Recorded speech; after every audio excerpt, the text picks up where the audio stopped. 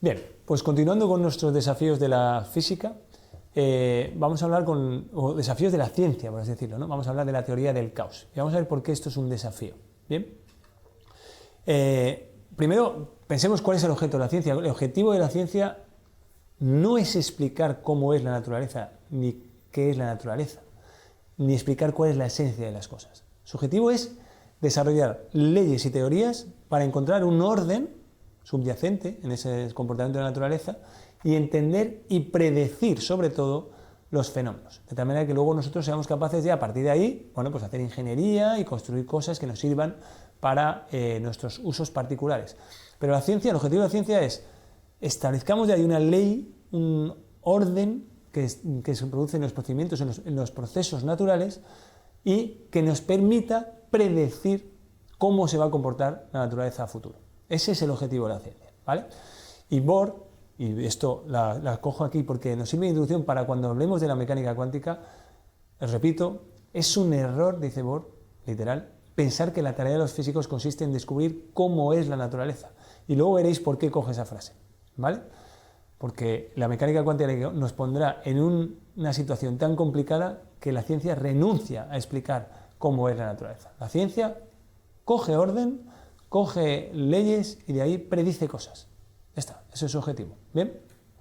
El problema es que la teoría del caos, lo que es el caos, lo que es el comportamiento caótico, le impide cumplir uno de sus objetivos, que es la predicción, ¿vale?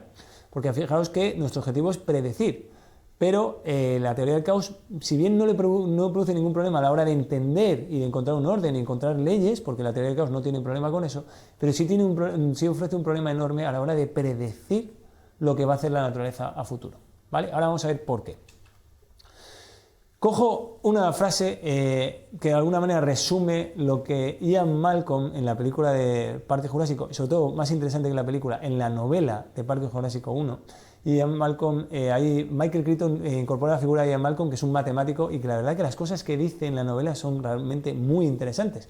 Y la manera lo que intenta transmitir Ian Malcolm es que él es capaz de predecir de manera con certeza matemática, es bastante chulo, tío, con certeza matemática que esa isla, la isla donde estaban los dinosaurios, se iba a convertir en una catástrofe. Y digo un poco lo resumo aquí en esta frase, lo que él básicamente transmitía a Hammond, que era de alguna manera el fundador de Parque Jurásico.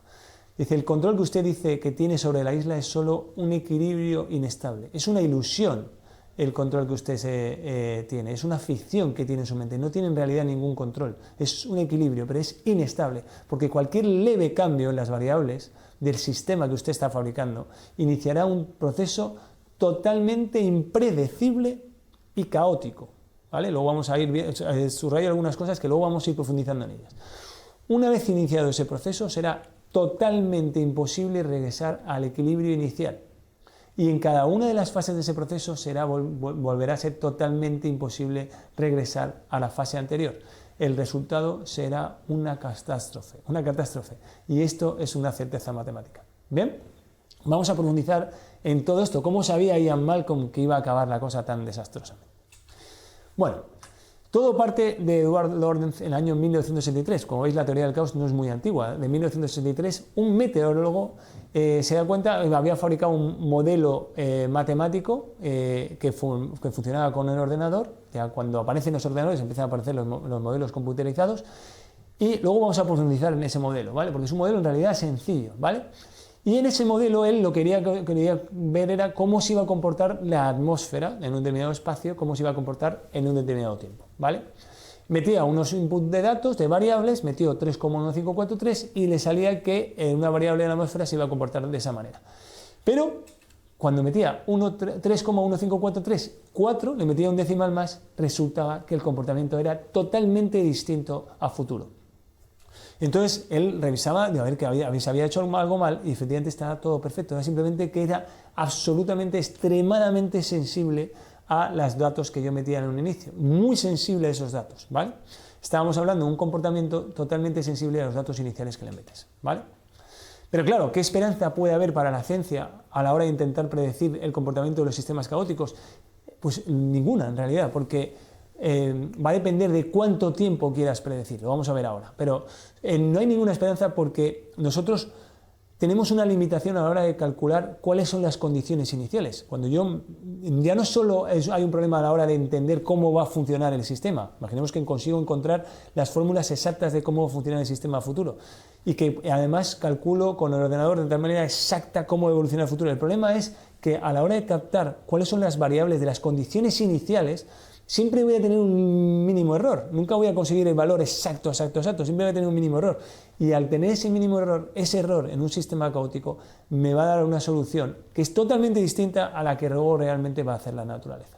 De tal manera que no voy a ser capaz de predecir el comportamiento de la naturaleza, ya no solo por la limitación que tengo a la hora de crear modelos matemáticos que la imiten, sino sobre todo por la limitación que tengo a la hora de captar los valores de las variables en el momento inicial, y porque esos pequeños errores que yo introduzca en el modelo de que esas variables no son exactas a las que hay en la naturaleza, me va a producir que el fenómeno que me da que el fenómeno natural va a ser un comportamiento totalmente distinto del fenómeno que me da el ordenador. ¿Ok? Bueno, vamos a intentar entenderlo con un comportamiento muy sencillo que lo vamos a entender perfectamente, que es las bolas de billar. Yo golpeo la bola blanca, este golpe de billar, cada una de las bolas va a empezar a chocar unas con otras y vamos a fijarnos en la pelota violeta, lo que hace la pelota A. Fijaros que se va a chocar con la marrón, fijaros primero la marrón, recordad eso, vuelve para atrás, choca con la amarilla y luego choca con la marrón, ¿vale? Ahora vamos a hacer esto mismo analizado matemáticamente, computerizado, ¿vale? Vamos a hacer un modelo matemático, en principio parece muy sencillo computerizar este comportamiento porque, bueno, en función de las masas y las velocidades de las pelotas podemos saber cuál va a ser su comportamiento final. Así que medimos con total precisión la masa y la velocidad inicial de las pelotas. Pero ojo, vamos a ponernos el caso más optimista, que medimos todas perfectas menos una, que hacemos un error infinitesimal en la medida de la velocidad de la pelota, ¿vale? Así que volvemos al caso inicial, vamos a ver cómo golpean las pelotas, pero acordaros, la pelota A arrastra un pequeño error, estamos ahora viendo el modelo matemático, no el proceso natural, sino el modelo matemático. La pelota A arrastra un pequeño error. Como arrastra un pequeño error, cuando golpee a la pelota marrón en el modelo matemático, la pelota marrón ya va a trasladarse de manera diferente a como lo hace en el proceso natural real, porque la pelota B ahora arrastra un error. Pero ojo, que la pelota A, al haber chocado de una manera diferente a como lo es en realidad, porque arrastra un error en el modelo matemático, la pelota A sale despedida en una dirección distinta. Y en vez de chocar primero con la pelota amarilla, va a chocar con la marrón. De tal manera que la marrón ya también tiene un error. La A ya tiene un error totalmente acumulado. Y la D, que es la amarilla, también tiene un error, porque ahí tenía que haber chocado con la pelota A, pero no ha chocado, con lo cual ya acumula un error. De manera que ya hay 4 pelotas que acumulan errores a partir de un error infinitesimal que tenía la pelota A. Como seguimos segundos después, todas las pelotas acumulan un montón de errores, y eso que hemos partido de la circunstancia más optimista, es que solo una de ellas tenía errores. Obviamente, cuando nosotros hagamos el modelo matemático, en realidad todas incorporan algún error en la medición de la masa, en la medición de la velocidad, y por tanto el modelo matemático al cabo de unos segundos se hace totalmente distinto de lo que ocurre en la realidad con el movimiento de las pelotas. ¿Ok? Ese es el comportamiento caótico. Bien, entonces, ¿no hay esperanza para la ciencia? Sí, hombre, no seamos tan pesimistas. Lyapunov estudió cuál es la imprecisión de una predicción y vio que aumenta exponencialmente con el tiempo transcurrido. Es decir, al final, con el modelo matemático, en función de la cantidad de veces que hacemos ese proceso, voy acumulando errores, ¿vale? De tal manera que yo, por ejemplo, si soy capaz de acertar qué tiempo va a haber mañana con un 90% de probabilidades, pues bueno, está muy bien. Pero ahora yo quiero calcular qué tiempo va a hacer dentro de 10 días. Bueno, pues entonces la probabilidad de que acierte es ese 90%, que es la probabilidad de que acierte yo mañana, elevado a 10, lo cual nos da un 34%. Es decir, dentro de 10 días no tengo ni idea del tiempo que va a hacer, ¿vale? Por tanto, lo que al final Lyapunov está interesado en saber es durante cuánto tiempo la ciencia nos es útil en los procesos caóticos, durante cuánto tiempo nosotros somos capaces de predecir el comportamiento de un sistema caótico, ¿vale? Y de ahí sale el tiempo de Lyapunov, que es el tiempo que un sistema es predecible. En el caso de las pelotas de billar, segundos. Al cabo de segundos ya el modelo matemático se comporta de una forma totalmente distinta del modelo real. Fijaros, en un modelo tan sencillo como las pelotas de billar. En el tema del tiempo meteorológico, algunos días, cada vez más. Ahora ya estamos en 3, 4 días, parece que aciertan. Y por supuesto depende si el lugar es Castilla, que ahí es muy fácil, que si es un lugar montañoso es mucho más complicado, si es un lugar como Galicia, que tiene costa y que tienen rías que entran y salen, pues es mucho más difícil, ¿vale? Pero en principio, algunos días. En el caso de los planetas, 5 millones de años. Durante 5 millones de años somos capaces de predecir lo que van a hacer. A partir de 5 millones de años ya no tenemos ni idea, porque ya se empiezan a introducir una serie de problemas que tienen comportamiento caótico. ¿Ok?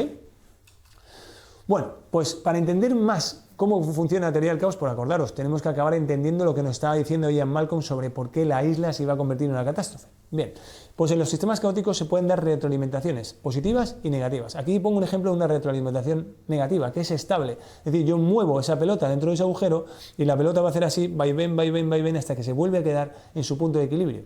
¿Vale? Eso es un punto de equilibrio estable, la de la izquierda o la de la derecha en vuestra imagen. Pero retroalimentación positiva sería inestable en el caso de que tengo la pelota encima de una montañita. Ahí cualquier modificación, cualquier leve susurro, cualquier leve movimiento, cualquier leve movimiento del aire va a hacer que la pelota se desvíe totalmente y no sabemos si hacia la derecha o hacia la izquierda y se va a desviar muchísimo y va a acabar sin parar en otro lado completamente distinto, ¿vale? Ahí se produce una retroalimentación positiva que hace que sea totalmente impredecible y que es un equilibrio totalmente inestable. ¿Ok?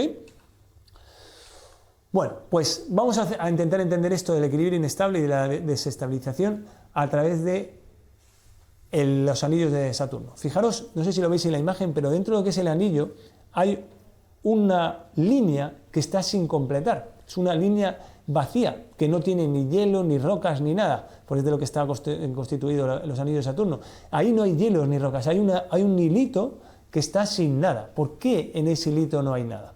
Es la división de Cassini. Fijaros, ya sabemos calcular desde el primer curso que hicimos, sabemos calcular más o menos el tiempo que tarda cada uno de los satélites en función de su distancia al centro, ¿vale? En el caso era simplemente suponer que es una órbita circular, igualamos la fuerza centrífuga a la fuerza de atracción gravitatoria y de ahí conseguimos que el periodo es igual a 2pi por la raíz cuadrada de d al cubo partido de gm.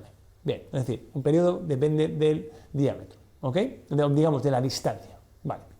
Entonces, en el caso de Mimes, que está a 180.000 kilómetros de Saturno, el periodo, lo que tarda en dar una vuelta alrededor de Saturno es 22 horas, mientras que los hielos y rocas que estuvieran en la división de Cassini, que está a 120.000 kilómetros, tardarían 11 horas. Fijaros, justo la mitad.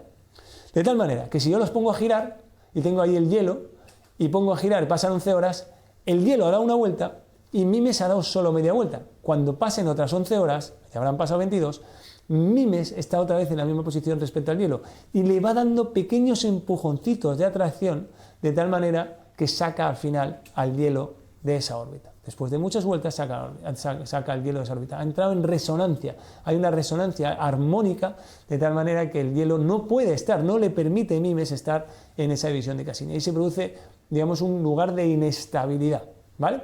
Por una retroalimentación positiva. Que es de resonancia.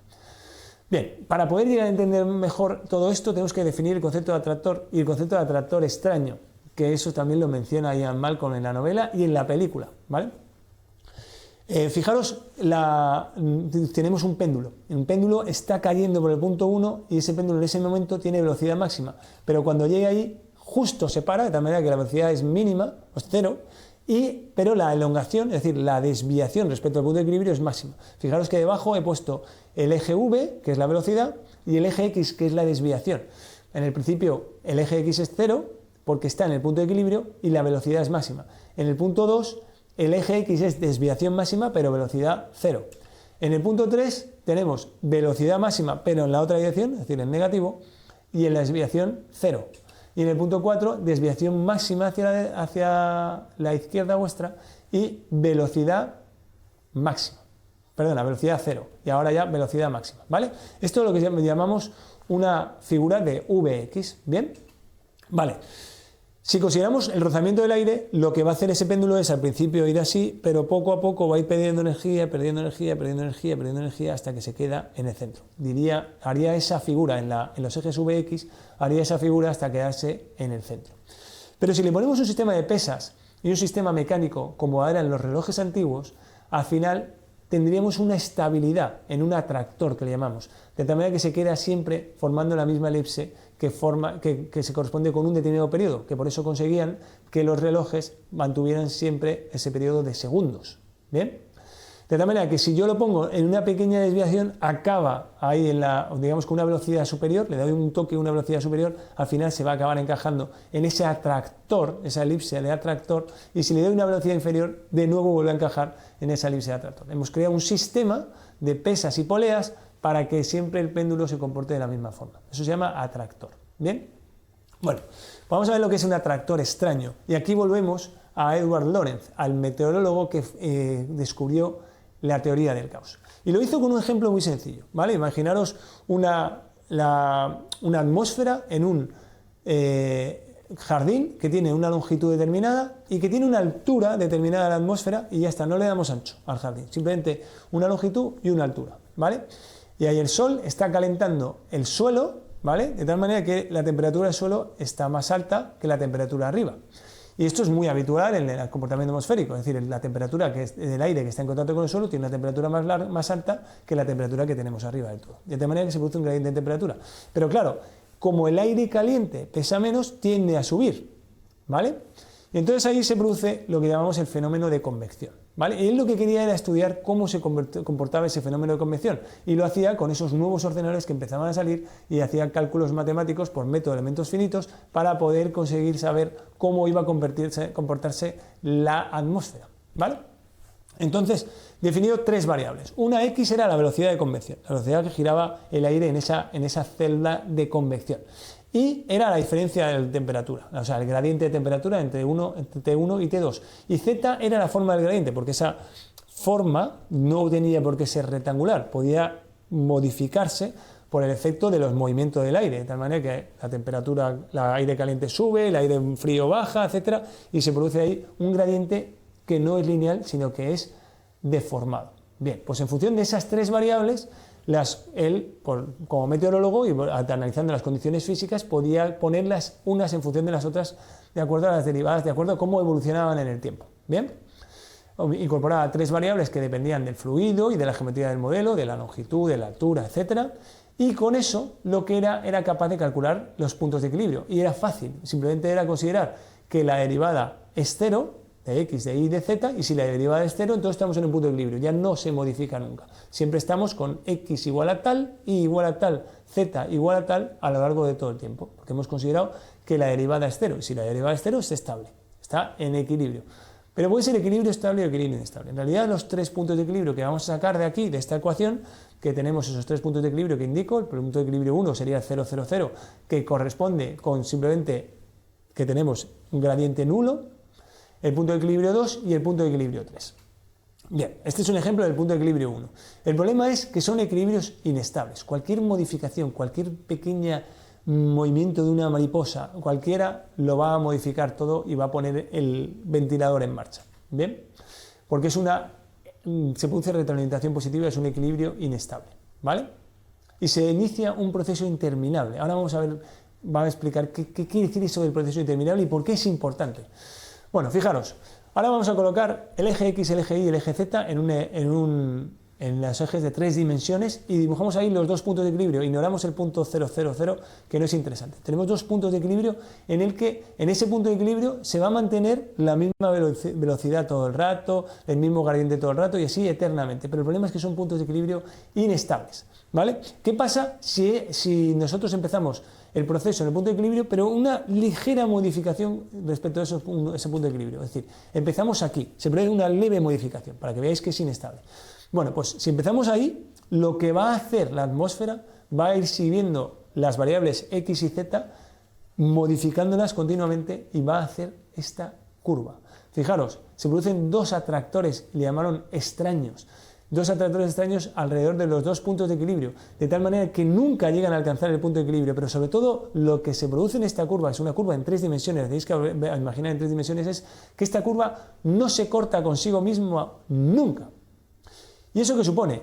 Como no se corta consigo mismo nunca, no se repite nunca, porque si se cortara, Entonces volvería a la misma situación de variables y entonces se convertiría en un ciclo, porque ya con las mismas condiciones iniciales volvería otra vez, vuelve a las mismas condiciones iniciales, volvería otra vez, vuelve a las mismas condiciones iniciales. Acabaría en un ciclo.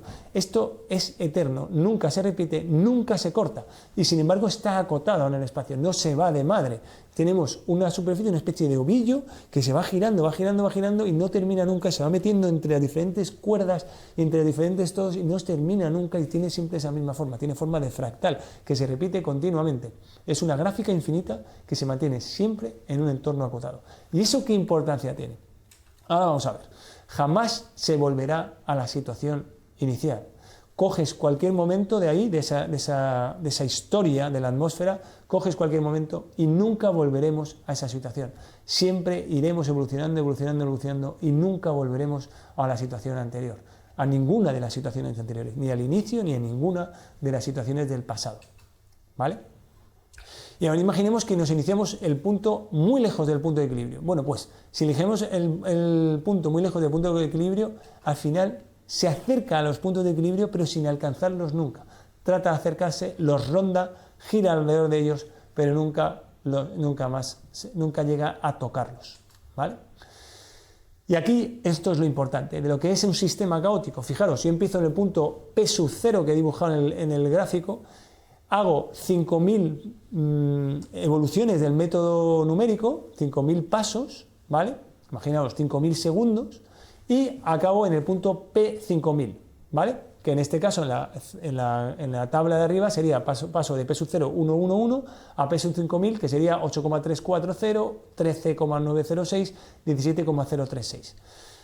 Si en vez de el P sub 0, 1, 1, 1 resulta que he tenido un fallo a la hora de medirlo y es 1,000001, 1 y 1, es decir, es prácticamente el mismo punto, pero simplemente desviado, bueno, pues en el P5000 la situación será totalmente distinta, ¿vale? De manera que esto es lo que llamamos un sistema caótico. Dependiendo de las condiciones iniciales, el resultado final va a ser totalmente diferente al cabo de un tiempo, ¿vale? Ahora ya podemos entender lo que decía Ian Malcolm y por qué en la novela él consideraba que era una certeza matemática que todo acabara en catástrofe. Porque hay un equilibrio inestable en el control que Hammond considera que tiene de la isla, de los animales que tiene ahí, de los dinosaurios. Y su control es solo una ficción en su mente, que ojo, como muchas veces podemos pensar que tenemos las cosas bajo control. En realidad no las tenemos bajo control, porque todo está cambiando continuamente y las variables cambian continuamente y nunca logramos volver al punto de partida. No lo tenemos controlado, tenemos un equilibrio que quizá es inestable. Cualquier leve cambio en las variables del sistema iniciará un proceso totalmente impredecible y caótico, es decir, lo que va a pasar es impredecible y además es totalmente imposible regresar a la situación inicial, es imposible regresar a que los dinosaurios vuelvan a estar en sus celdas porque ya tendrán la experiencia de haber salido, ya no puedes volver a la situación inicial y el comportamiento humano también será de manera impredecible. Es una certeza matemática. Aquí ahora vamos a mostrar un vídeo en el que vais a poder ver cómo funciona el atractor de Lorentz y cómo se mueve y cómo se comporta a lo largo del tiempo. Y finalmente terminamos con el sistema caótico de una bandada de estorninos. ¿Bien? Y es que también propuso también un nuevo premio Nobel. Ahora vamos a ver por qué. Vamos a ver también el sistema caótico funcionando en la naturaleza. Giorgio Parisi consiguió en 2021 el premio Nobel de Física al analizar el comportamiento de los estorninos. Los estorninos son esos pájaros que van todos juntos y forman bandadas gigantescas que se mueven de manera totalmente impredecible. Y encontró que se mueven de acuerdo a reglas muy simples. Simplemente el vuelo de un estornino se fija en los 7 pájaros que tiene alrededor. Y de tal manera que por algún motivo, a lo mejor uno de los estorninos que está en el exterior de toda la bandada ha modificado su posición porque a lo mejor le está persiguiendo un halcón o porque ha habido un movimiento de la atmósfera. Ese movimiento que ha hecho él se lo traslada a los 7 de alrededor y esos 7 a los 7 que tiene cada uno alrededor y en medio segundo 400 pájaros han alterado su manera de volar. De tal manera que es hipersensible el sistema a cualquier modificación. Y ahora vamos a ver que en un vídeo que es espectacular cómo podemos ver dos sistemas caóticos funcionando a la vez. Por un lado, el sistema del aire de convección, el sistema caótico del aire de convección, que ya hemos visto que era caótico, que cualquier modificación puede producir movimientos caóticos en el aire, pero también el sistema caótico de la propia bandada, en el que cualquier modificación del aire produce un comportamiento caótico en la propia bandada. El resultado, vais a ver, es de una belleza casi hipnótica. Además le ponemos música para que quede bonito. Y con esto terminamos nuestros vídeos sobre la teoría del caos.